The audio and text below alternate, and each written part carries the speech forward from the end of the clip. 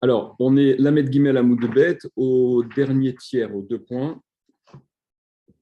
On disait dans la Mishnah, vous vous souvenez, les En Marzirin Nechova, donc on a passé un moment là-dessus, qu'on ne pouvait pas réouvrir les débats au désavantage de celui qui avait été acquitté pour dîner Nefashot, même si il y a des éléments nouveaux qui auraient justifié la réouverture et l'éventuelle condamnation à mort de celui qui était jugé. En Marzirin Nechova, on ne peut pas réouvrir à son désavantage. Alors, précise l'Agmar, vous allez voir qu'il y a quand même il y a certaines règles qui viennent un peu réduire l'ampleur de cette règle, de ce principe-là. Amar Rabbi Chia Baraba, Amar Rabbi Yochanan. Il a dit Rabbi Chia Baraba au nom de Rabbi Yochanan, Vehu, mais ce que l'on dit, ce principe-là, qu'on ne réouvre donc pas les débats au désavantage de celui qui a été acquitté, ça n'est que si, chez Ta'a Bedavar, chez En Atzdukin Modin Bo, que s'il s'est trompé au sujet d'une chose que les tzdukim, ce sont les sadducéens. Vous vous rappelez, il y avait différentes sectes qui n'acceptaient pas la Torah orale, qui ne croyaient qu'en la Torah écrite, les tzdukim, baïtoussim, etc. Ils allumaient les bougies de Shabbat. Comment ? Ils allumaient les bougies de Shabbat. Est-ce qu'ils allumaient les bougies de Shabbat ? Ouais. C'est pas Minatora. C'est pas Minatora, je ne crois pas qu'il. Il y avait l'histoire de ne pas faire de feu dans ta maison, de allumer ta lumière. Ah, en effet, il y a aussi ceux-là qui ne mangent pas chaud parce que l'oteva rouesh bechol moshkotechem, donc dafkawe, donc il y a plutôt des raisons pour qu'ils n'allument pas. Parce que si tu prends stricto sensu, l'oteva rouesh bechol moshkotechem, vous ne ferez pas brûler de feu dans toutes vos demeures. Yom Shabbat. Voilà, c'est des courants dissidents, quoi. D'accord, des courants dissidents. Ok. C'est que il faut savoir qu'au fur et à mesure durant l'histoire, il y a des périodes où les tzdukim et tous ces courants-là, ces courants qui s'inscrivaient donc pas dans l'acceptation de l'autorité des chachamim, de ce qu'on appelle les prouchim, les pharisiens, ceux desquels nous finalement on vient, c'est ceux qui ont subsisté, on va dire, ils étaient très nombreux. Il y a dans la Gemara, d'ailleurs, si vous voyez dans la Mishnah, dans la Gemara, il faut parfois justifier la façon qu'on a de faire par rapport aux tzdukim, par rapport à cela. Même ici, c'est même étonnant ici. Qu'est-ce qu'il y a ? On les cite ici. Voilà, c'est qu'on a pris en référence à quel sujet, concernant quel type d'erreur, on ne va pas réouvrir le débat au désavantage de celui qui a été acquitté, que si c'est une erreur qui porte sur un point que même les tzdukim, ils ne considèrent pas ce truc-là. Mais si c'est quelque chose que les tzdukim prennent en considération, qu'eux reconnaissent, alors là, évidemment qu'on réouvre le débat parce que quelque chose que les tzdukim reconnaissent, c'est donc quelque chose qui est à ce point explicite dans la Torah Shibirtav, dans le Chumash, qu'il n'y a pas d'échappatoire. On ne peut pas occulter, on ne peut pas faire abstraction de ce qui est à ce point évident, au point que les tzdukim eux-mêmes le reconnaissent. D'accord ? Mais c'est quand même marrant qu'on prenne comme référence ce que les tzdukim reconnaissent ou ne reconnaissent pas. Et ce que je dis, il y a même des Mishnayot où on va justifier certains enseignements, exactement, en disant, malgré, parce que les tzdukim, ils expliquent comme ça, donc nous, en fait, on explique que ça veut dire ceci. Dans ma cote, il y a une Mishnah explicite comme ça. Ok ? Tu te bases toujours sur le plus petit. Si déjà lui le fait, non, mais t'as vu dans la Gemara que tu dis, comme Jésus-Christ, il a expliqué que ceci. Alors nous, en fait, on n'est pas d'accord parce qu'il a considéré lui que. C'est pas.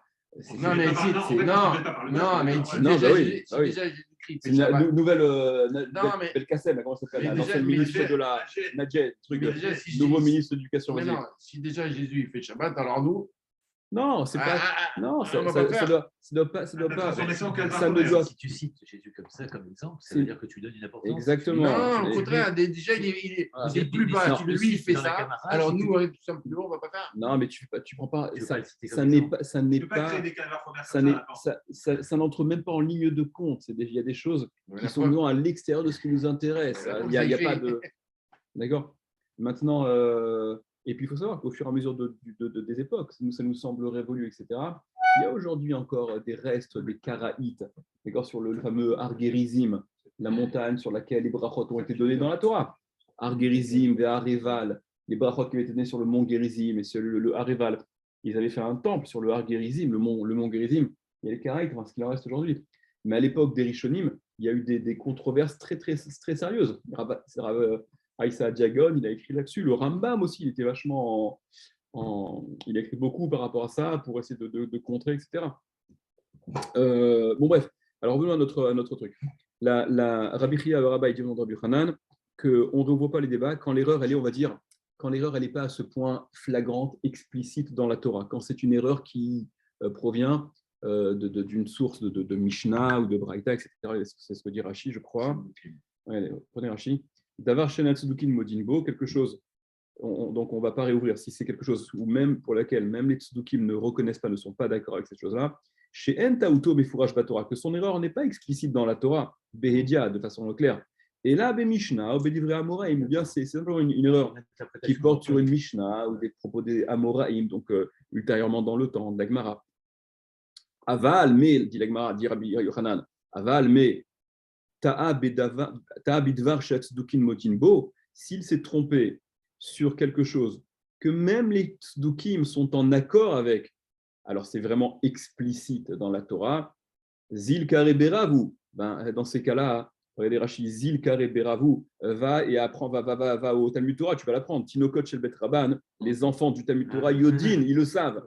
Chez Enokloum, que c'est n'importe quoi. Vehadar, et dans ces cas-là, évidemment qu'il faut revenir sur la prononciation, sur ce qui a été dit, parce que l'erreur, elle est tellement grossière, elle est tellement évidente, qu'on ne peut pas faire à ce point une politique de l'autruche.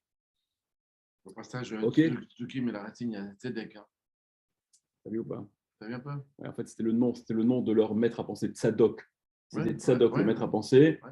Et Baitos. Et donc, ça donne les Tzedukim et les Baitusim. D'accord, c'est des courants comme ça dissidents voilà, qui donc n'acceptaient pas l'autorité Trazal. Ouais, bon, le nom n'est pas toujours très révélateur. Enfin, il y a des gens qui suivent la Torah que par écrit, parce qu'il y a le texte. Oui, après chacun fait un petit peu sa cuisine. On peut. Bon, mais c'est un sujet qui est intéressant. C'est un sujet qui est intéressant à développer. Peut-être on en parlera si vous voulez. C'est un sujet qui est intéressant, c'est sûr. Non, mais c'est hyper intéressant. La question, en fait, en deux mots, là, de façon. Mais je vais ouvrir la parenthèse, je vais refermer immédiatement. Est-ce qu'on est tenu d'accepter l'autorité de Chazal de façon absolue, oui ou non? Alors, la bien-pensance dira. Comment? Elle est un peu trop grosse, la parenthèse. Peut-être qu'il faut formuler la question différemment. D'accord. Non, alors voilà. La réponse, la bien-pensance religieuse me taxera de tzduki, d'oser. Non, j'aurais dit sur quelle base accepte-t-on les commentaires de Je vais poser la question différemment. Quoi. Voilà, alors c'est vrai. Non, mais tu sais, vous plaisantez. Moi, je sais que il m'est arrivé de parler avec des personnes qui sont très religieuses. Je dis, mais pourquoi tu acceptes l'autorité des Chachamim? Et je suis à chaque fois surpris de voir que parfois les gens ne sont pas capables de donner la réponse qui s'impose. Il y a un verset dans la Torah. D'accord? Alpi à Torah Asher Yorucha au début de Shoftim, d'accord? Lotasur Yamin ou Small, d'accord? Veasita Kechol Asher Yorucha, ne te détourne pas ni à droite ni à gauche, tu feras comme tous ceux qui t'indiqueront de faire, etc. Alpi à Torah, etc. Donc il y a des versets dans la Torah qui explicitement délèguent cette autorité aux Chachamim, dans la mesure où on accepte la Torah comme étant truc. Maintenant, ça cible quoi? C'est quoi l'autorité des Chachamim? Ça cible quoi? Et là, c'est déjà un peu plus intéressant. Est-ce que ça cible tout? Si des choses qui sont du domaine, des choses qui ne sont pas de l'ordre normatif, c'est-à-dire il y a une autorité pour déterminer la halakha. Si moi je ne suis pas d'accord, moi j'étudie la Sougia, et dans Ilchot Borer de Shabbat, je considère que l'un des trois paramètres que le Chachamim il détermine comme étant le truc de Minatora, je dis c'est des bêtises. Moi je ne comprends pas ça, je comprends pas ça de ma compréhension de la Sougia. Là, je dois me plier à leur autorité, d'accord, parce que c'est de l'ordre du formalisme. C'est eux qui ont cette autorité. Donc, mais si ils vont parler d'un truc, je ne sais pas moi, ils vont parler le Olam Haba, c'est telle chose et telle chose. Ils l'ont vu. Il y a une massorette, il y a une tradition de Moshe Rabbeinu depuis le Sinaï sur cette chose-là. Tant qu'il n'y a pas de massorette et que l'un dit que le Olam Haba c'est ceci, cela, et que l'autre il dit non, non, c'est cela, je peux limite n'accepter ni l'un ni l'autre. Convainc-moi, mais si tu n'arrives pas à me convaincre, m'obliger à penser quelque chose qui est de l'ordre de ce qui n'est pas probant, de ce qui est pas, où il n'y a pas d'autorité formelle qui peut imposer. Le fait simplement de se poser la question, c'est permis, non? Le fait simplement de contester la chose. Mais je pense que c'est très malsain de ne pas se poser la question. C'est ce que j'allais dire. Mais, je veux dire il y en a qui vont se dire non, non, là, il ne faut pas se poser la question parce que c'est contester l'autorité. Les imbéciles heureux. Je suis sûr. Mais c'est voilà. Torah box. D'accord. Allez, venez. Non, je referme la parenthèse. Je referme la parenthèse. Venez. D'ailleurs, on censurera tout ce qu'on a. Ça n'a pas été enregistré. Non. Ça n'avait pas été enregistré. Allez, venez. Mais si donc il s'est trompé sur une chose pour laquelle même les tzdukim sont d'accord, donc c'est à ce point explicite dans la Torah, évidemment qu'on ne peut pas ignorer et il faut réouvrir. Point. Baemine Rabbi Chia Baraba mi Rabbi Yochanan. Il y a Rabbi Chia Baraba qui a donc demandé à Rabbi Yochanan, qui a posé la question, donc vous avez vu juste avant, il y a Rabbi Chia Baraba qui rapportait au nom de Rabbi Yochanan que l'impossibilité de rouvrir les débats dans Dîner Nefashot, ça n'était que lorsque l'erreur, elle était, voilà, elle n'est pas à ce point évidente, elle n'est pas explicite dans la Torah. Là, au contraire, il fallait réouvrir quand l'erreur elle est explicite, elle est évidente, on ne peut pas ignorer. Par contre, on ne réouvre pas quand l'erreur n'est pas à ce point explicite. Il y a ce même Rabbi Chia Baraba, il pose action à Rabbi Yochanan, il lui demande, mais qu'en est-il au sujet de Ta'a Benoef Venoefet? Si le Dayan, donc au Bedin, ils se sont trompés au sujet du Noef et de la Noefet, de l'adultère, le type adultère et la femme adultère. Mahou, qu'en est-il? C'est quoi la question? Noef et Noefet, l'adultère, c'est aussi dans la catégorie de Diné Nefashot. D'accord? Noef et Noefet, pourquoi est-ce que ça ferait, en quoi la question se pose plus à leur sujet qu'au sujet des autres Diné Nefashot, qu'au sujet des autres procès qui également peuvent faire encourir la peine capitale? Quelle est la particularité? Alors regardez ce que Rashi explique. Ta Benoef Venoefet, il s'est trompé au sujet du type adultère et de la femme adultère. Zika, voilà, le bar, il enlève ce mot-là. Zika, il a innocenté un cas d'adultère. Miamrinan, est-ce que nous disons que dans ce cas, Meadrinan Lelechova, on va donc réouvrir le dossier en défaveur de ce couple adultère? Et pourquoi plus ou moins que les autres dîners fachot? Des bishlam à Berotsear, Rachid explique, des bishlam à Berotsear, parce que dans un cas de dîner nefashot où la peine capitale est en jeu, suite à un meurtre, quelque chose de classique, voilà, on va dire le cas classique qui fait encourir la peine de mort, l'assassin. Ika les mitlé bémilé tuva, il y a beaucoup de raisons pour lesquelles on peut se tromper dans le cas d'un assassin, d'un meurtrier. Dès le méfarché Bédia, pour un tas de détails qui ne sont pas explicites dans la Torah, Kegon par exemple, Béomed, alors je ne sais pas si vous avez dans, moi j'ai c'est pas Béomer, c'est Béomed. Ouais, Béomer, il y a une autre girsa qui semble plus adaptée.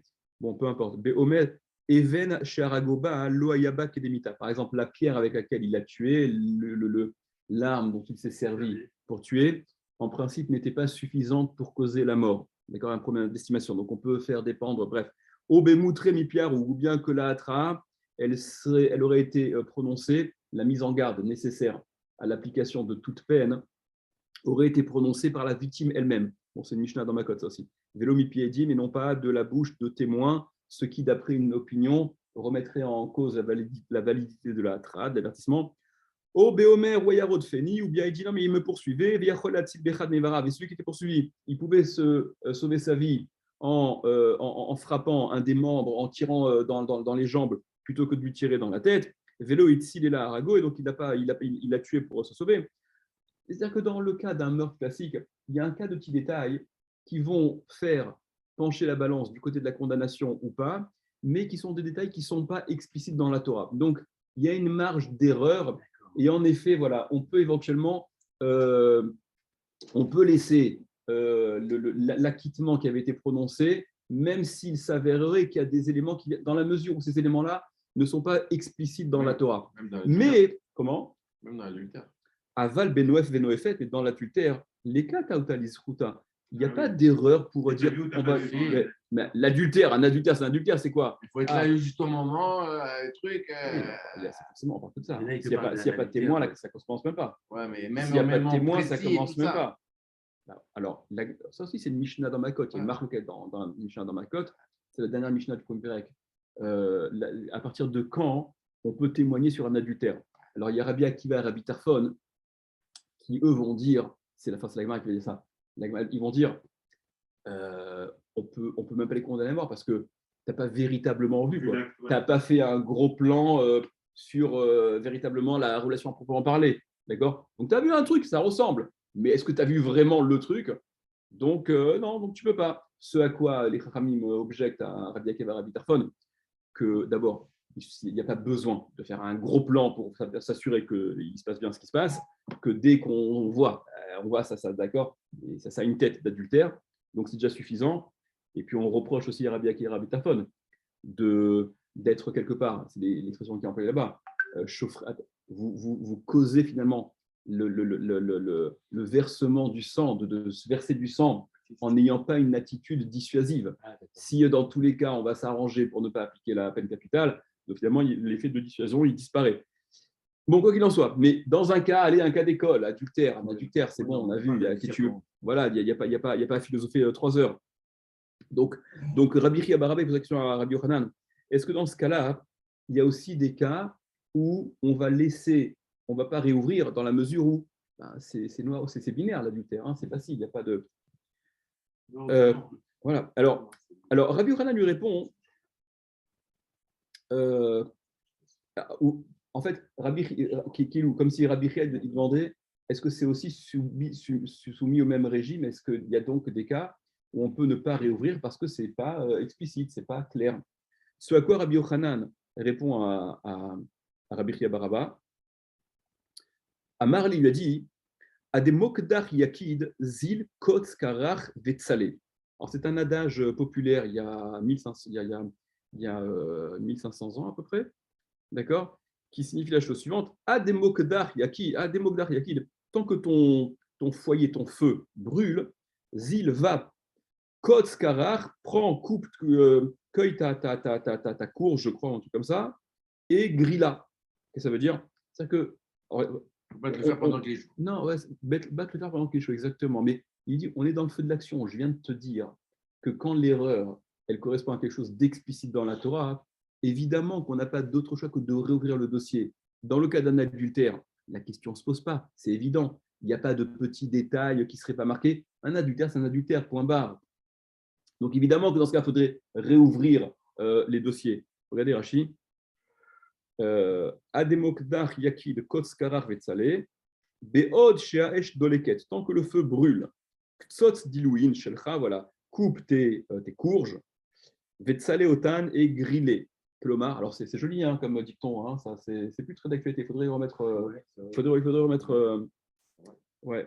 Kelomar, c'est-à-dire, Beod Sheata Osek Bishmatra, tant que tu es dans ton sujet, là, dans cet enseignement-là, ten lève les avines, alors prends à cœur et comprends. On vient d'en parler, je viens de te donner la règle. Véléosif l'écart, et donc déduit, ajoute Are Shamata Mimeni, tu as entendu de moi, Ta'a Bidvar Sheatzdukin Modinbo, quand il s'est trompé sur quelque chose, ou même les Tzdukim sont d'accord, donc c'est explicite dans la Torah, Roser, il revient, et ça, cette sorte d'adultère, Bidvar Sheatzdukin Modinbo, même les Tzdukim sont d'accord, c'est un truc qui fait à l'unanimité, c'est clair, c'est marqué, c'est explicite, il n'y a pas à tergiverser. Itmar Nami, il a été dit également, Amar Rabbi Ami, Amar Rabbi Yochanan, il a été dit également qu'il a dit Rabbi Ami au nom de Rabbi Yochanan, Ta Benoef, s'il s'est trompé au sujet de l'adultère Roser, il revient, il pourrait ouvrir évidemment. Alors, c'était quoi l'action de Rabbi Chia Baraba? Et là, Echidame, alors, dans quel cas? En Chosrin, dans quel cas peut-on ne pas avoir besoin de réouvrir dans ces histoires d'adultère? Amar Rabbi Abaou, il dit Rabbi Abaou, Amar Rabbi Yochanan, au nom de Rabbi Yochanan. Excuse-moi. Ouais. Avec ce qu'on vient de dire, Mm-hmm. Comment ils se sont trompés alors? Parce qu'on a dit c'est tellement évident. Où il y a, ou il n'y a pas. Non. C'est quoi on explique. Alors on explique. Comment se fait-il qu'ils se posent la question comme s'il y avait des cas de figure dans l'adultère où la chose n'est pas explicite? C'est ce que la Gemara dit immédiatement, c'est la question. Regarde. Et là, donc, dans quel cas peut-on être concerné par ce principe-là de ne pas réouvrir dans la mesure où, parce que l'adultère fait partie, encore une fois, de la rubrique des dîners néfachot, comme on l'a dit, et apparemment, ça devrait aussi être soumis à ce même distinguo. Parfois, on réouvre, parfois, on ne réouvre pas. Mais dans quel cas peut-on ne pas réouvrir? Regardez Rashi, Dekatane matnitim stam, dîner néfachot et marzirin, parce que la Mishnah, elle a enseigné sans précision supplémentaire qu'on ne réouvre pas dans dîner néfachot, comme si tous les dîners néfachot sont concernés par ce principe-là, parfois en tout cas, de ne pas avoir à réouvrir les dossiers. Les chova, ve'arayot nami be'mashma, et donc les cas de harayot, de relations interdites, elles sont aussi incluses dans les dîners fachot. Alors, quel peut être le cas de figure où en effet, on est dans un cas d'adultère, mais pour autant on ne va pas réouvrir? Dit la Gemara, Kegon par exemple, donc il a dit Rabbi Yochanan dans Yochanan, Kegon, Sheta'a Shelo Kedarka. Il s'est trompé le Dayan, et il a acquitté lorsque la relation adultère, elle était chez Kedarka. Elle était, comment on va dire ça en français, jolie. Comment? Non, de façon inhabituelle. C'est Quoi? Non. C'est une façon, c'est comme une relation homosexuelle, mais avec une femme. Je ne suis pas clair. Bon, je peux faire un dessin, excusez-moi. D'accord. Il y a la relation normale et la relation anormale. Okay. Voilà. OK. Voilà. Donc, on aurait pu se dire, il peut se dire, bon, ben, dans ce cas-là, est-ce que c'est vraiment un adultère? C'est une relation, oui, non, ça se discute. OK, prenez Rashi. Kegon Sheta'a, par exemple, il s'est trompé, à Dayan le Dayan, Vezika, et il a innocenté, Benoef Venoefet, l'adultère, l'homme adultère, la femme adultère, chez Kedarka, quand la relation, elle était, je ne sais pas quel est le terme précis, d'accord, pas classique, voilà, on va dire, des Lomefaresh Riyuve Behedia, parce que dans ce cas-là, le Riyuv, il n'est pas explicite dans la Torah que ça aussi, ça compte comme une relation adultère, pas moins que la relation normale. Des Rabbanan, il y a le fait là, parce que les Khamim, en fait, apprennent cette interdiction-là. Ils considèrent que cette relation, elle est aussi à considérer comme une relation tout à fait la gravité est la même en termes d'adultère, enfin de relation, parce que la Torah formule au sujet justement Mimishkeve Isha, comment ça s'appelle, au sujet de l'interdiction de relations homosexuelles, c'est marqué dans la Torah Ve'et Zachar Lotishkav Mishkeve Isha. Et le Zachar, le mâle, Lotishkav Mishkeve Isha, il n'aura pas de relation comme la relation avec la femme. Non, il n'y a pas de possibilité de relation à proprement parler comme avec la femme dans un truc homosexuel. D'accord? Mais cette formulation de Mishkeve au pluriel, Shne Mishkavot, il y a donc deux façons d'avoir la relation. Ve'en tzdukim modinbo, et les tzdukim, eux, ne sont pas d'accord. Pour les tzdukim sont des puristes. Non, la relation, c'est une relation normale. D'accord? Il n'y a pas de ça chez nous. Donc les tzdukim sont beaucoup plus, à ce niveau-là, puritains, exclusifs, appelez ça comme vous voulez. Ok. Donc voilà un cas où il y a le Yad Rama, qui explique de façon un petit peu plus élaborée l'erreur qui a été, la question qui a été posée, mais bon, on va laisser ça de côté. Voilà, vous le verrez dans le texte si ça vous intéresse. Continuons. Dîner mamonotes, on avait dit au sujet des dîners mamonotes, donc des litiges d'ordre financier, que à Kol, tous peuvent intervenir. Ça vous rappelez? On avait dit dans la Mishnah, dîner mamonotes, au sujet de dîner mamonotes, je le recherche dans la Mishnah. Voilà. À Kol Melamdim Srout, tous peuvent intervenir pour plaider en faveur, trouver des arguments en faveur de l'accusé, Vechova, et en défaveur. Alors que dîner Nefashot, tous peuvent intervenir pour aller en faveur de l'accusé, mais tous ne peuvent pas intervenir pour aller dans le sens de la condamnation. Alors, la Mishnah dit, Hakol, c'est quoi ce tous là? Hakol. Va filou edim, même les témoins.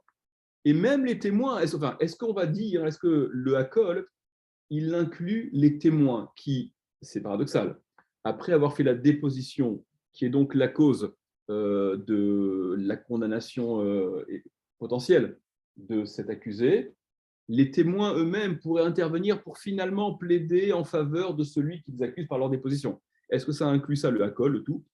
Nema, alors si c'est le cas, Nema, disons, Matnitin, que notre Mishnah, Rabbi Yossi Rabbi Yudahi, Velo Rabanan. Ça voudrait donc dire que notre Mishnah, elle va d'après Rabbi Yossi Rabbi Yuda, mais pas d'après les Chachamim. Pourquoi? Détania, selon ce qu'on a enseigné, il y a marqué dans la Torah, Ve'ed echad lo ya'ane benefesh. Un témoin, lo ya'ane ne proférera pas, ça ne déposera pas, ne parlera pas. Benefesh, quand il s'agit donc de la vie, un témoin n'est pas à retenir pour ce qui est de l'ordre des dîners et fachot, justement. Ben nizrout, ben nechova, qu'il s'agisse du srout ou de la chova, de l'avantage ou du désavantage de la personne sur laquelle qui est accusée. Rabbi Yossi Rabbi Yuda Omer, Rabbi Yossi Rabbi Yuda lui dit, on est l'isrout. Si, il peut intervenir, ce pasouk-là, Ve'ed echad, et un témoin. Ed, c'est un témoin. Echad, un. Vous vous souvenez que lorsque la Torah ne précise pas Ed echad, le Ed, il est couple de témoins. Ah, d'accord. Okay.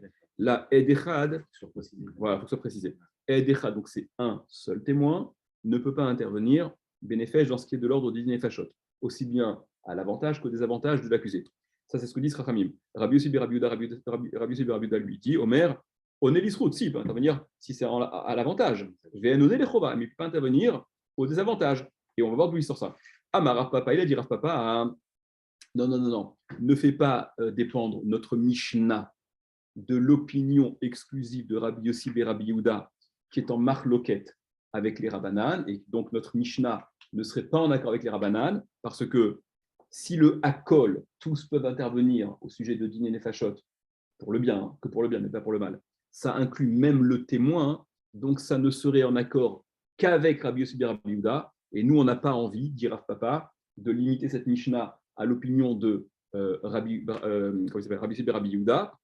Donc, dit Rav Papa, ce Hakol, la formulation de la Mishnah, tous peuvent intervenir, Be'echad minatal midim, ça concerne l'un des élèves. Vous vous souvenez, on va le voir après, il y avait les Talmidim, les disciples des Dayanim, qui étaient également installés face aux Dayanim, et qui écoutaient, qui apprenaient, et qui, si l'un d'entre eux avait un argument qui irait en la faveur de l'accusé, il pouvait prendre la parole et évoquer ce qu'il pensait.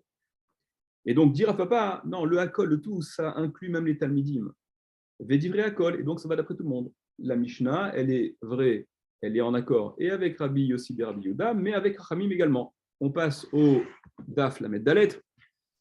Maïta Amad Rabbi Yossi ben Rabbi Yehuda, quelle est la raison de Rabbi Yossi ben Yehuda? Quelle est la raison pour laquelle Rabbi Yossi ben Yehuda il pense que le témoin peut intervenir à l'avantage de l'accusé?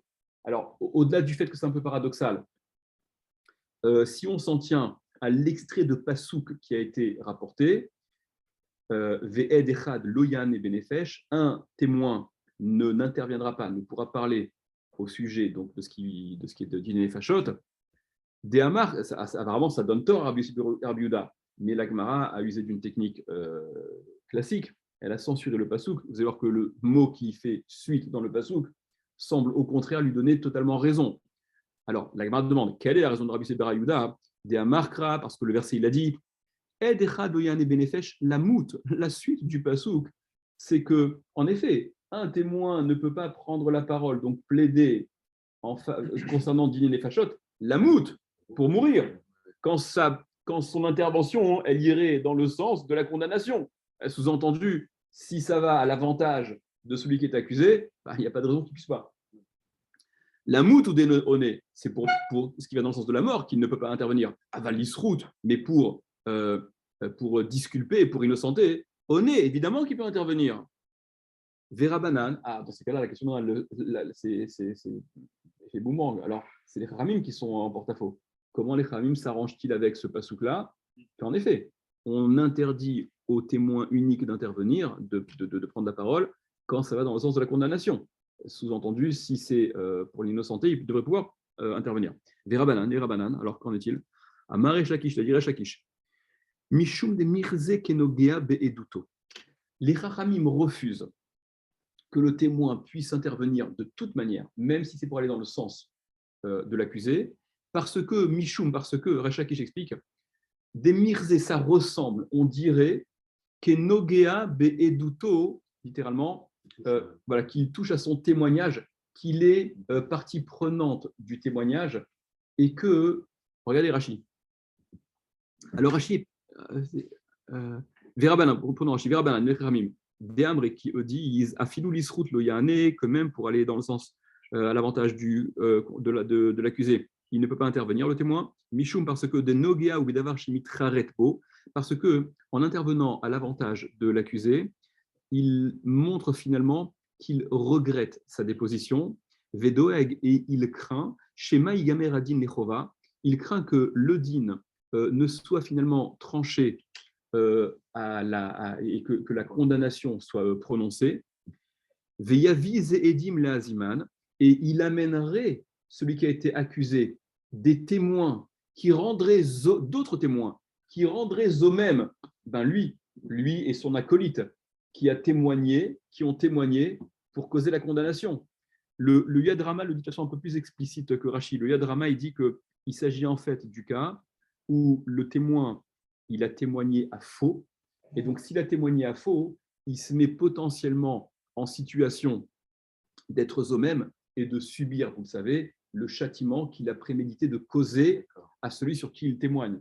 Donc, il est en train de se dire, oula, ça commence à sentir pas bon, je risque de finalement me prendre, moi, ce que je prémédite de causer à celui sur lequel contre lequel j'ai déposé.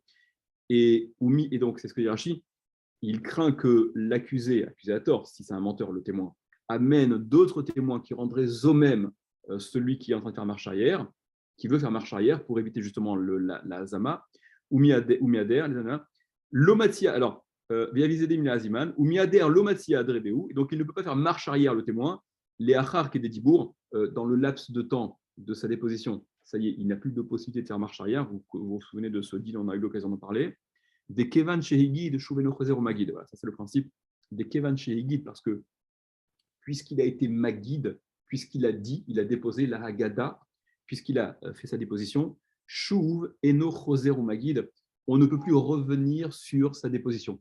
On est engagé, on est tenu à notre première déposition.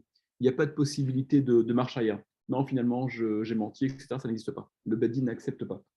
De souvenirs, si je ne dis pas de bêtises, le Ritva, il apprend ça, il explique ça parce qu'il dit que s'il y avait une possibilité de marche arrière, donc ce que la Torah demande lorsqu'on dépose lors d'une déposition de témoignage, les Hagid, si cette Haggadah, si cette déposition-là, elle était sujet à finalement abandon ou retour de version, changement de version, donc il n'y aurait jamais de Haggadah, il n'y a pas de déposition. Donc quand la Torah demande, il faut déposer et dire et témoigner, c'est quelque chose qui fait sens. Mais si c'est sur la sellette, voilà, si sur la sellette à n'importe quel moment, donc tu n'as jamais rien déposé. Ouais. Okay, donc ça c'est le point. Donc Rachaki j'explique pourquoi les Khamim refusent-ils que le témoin puisse intervenir, quand bien même c'est en faveur de l'accusé. C'est parce que c'est une façon finalement de montrer qu'il est partie prenante de sa propre déposition et qui est révélateur. C'est une forme de retour sur ce qu'il a dit, chose qu'on refuse totalement. Et le Yadrama qui donne, qui de façon plus explicite, ça montre qu'il est finalement témoin qui a menti. Le problème, c'est que il y a marqué dans le pasouk, c'est le sens littéral du pasouk, il semble aller à l'encontre. Là, on donne une svara pour justifier les chachamim, mais le pasouk semble dire le contraire. Alors, Vera Banan et les chachamim, Haï Lamout, Maïdar Shebe. Non, mais les chachamim, ok, tu donnes une svara, mais ce Lamout là, cette précision du pasouk, que le témoin ne peut pas intervenir quand il s'agit de causer la mort, quand c'est dans le sens de la condamnation, ils en font quoi? C'est très bien, ta svara, elle est très jolie, mais c'est pas ce qui est marqué. Donc, ce Lamout, ils en font quoi? Mokmele, donc Rabbanan, les Rabbanan, Haï Lamout, Maïdar Shebe, qu'est-ce qu'ils en font? Comment ils l'expliquent? Mokmele be'echad minatal midim. Eh bien, ce lamout, ce pour condamner, les chachamim l'interprètent comme ne concernant que les talmidim, justement. Les talmidim qui, eux, peuvent intervenir, ne peuvent intervenir qu'à l'avantage de l'accusé. Par contre, lamout, au désavantage pour condamner, ils ne peuvent pas intervenir. C'est-à-dire que les chachamim, finalement, ils coupent un peu le verset en deux. Ve'ed loyan et benefesh. Un témoin ne peut pas intervenir pour dîner fachot, bien, mal. La moute, pour la condamnation, ça concerne les talmidim, les élèves, les disciples qui siègent devant les dayanim, qui, eux, ne peuvent intervenir s'il s'agit de condamner. Kedetania, selon ce qu'on enseigne dans une braïta, il y a un des témoins qui a dit j'ai un argument qui irait à la faveur de l'accusé.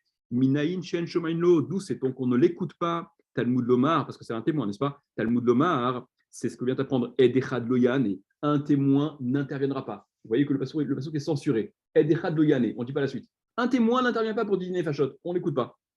Minaïn echad mi talmidim. Et d'où sait-on que s'il s'agit d'un des talmidim, l'un des disciples, chez Amar qui a dit Yesh lilamed el afrova, j'ai un argument qui rend à la défaveur de l'accusé et je vais le plomber encore plus.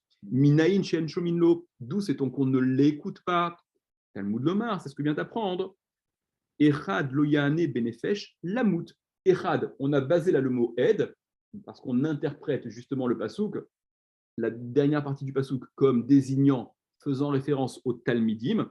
Donc Echad 1, loyane benefesh lamout, n'interviendra pas, ne parlera pas dans Dini Nefashot, lamout, dans le sens de la condamnation. On expliquera un petit peu plus peut-être en détail demain.